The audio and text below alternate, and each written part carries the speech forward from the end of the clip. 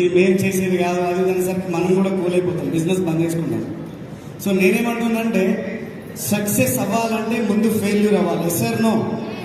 Failure వెళ్ళి సక్సెస్తో ఒక మాట అనేది ఏమని అంటే అందరూ నిన్నే కోరుకుంటారు, నన్ను ఎవరు కోరుకోరని. అప్పుడు సక్సెస్ చెప్పింది మొదట ఏ వ్యక్తి అయినా నీ దగ్గర వచ్చిన తర్వాతనే నా దగ్గరికి రావాలి, ఫెయిల్యూర్ అవ్వకుండా ఒక వ్యక్తి సక్సెస్ అవ్వలేదు అని చెప్పింది.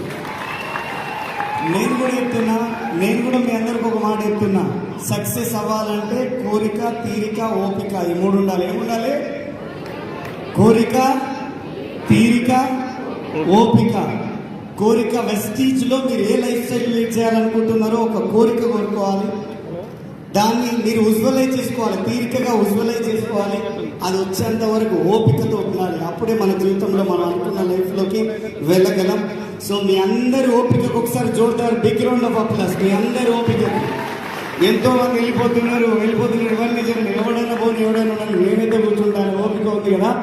మీరు కాకపోతే ఇంకెవరు సక్సెస్ అవుతారు? Yes or no? Yes or no? చలో మేము కూడా అట్లనే స్టార్ట్ చేస్తున్నాం. మా మొదట ఇన్కమ్ 164 రూపాయల నుంచి స్టార్ట్ అయింది. హైయెస్ట్ ఇన్కమ్ 10 లక్షల రూపాయలు తీసుకున్నాం ఈరోజు.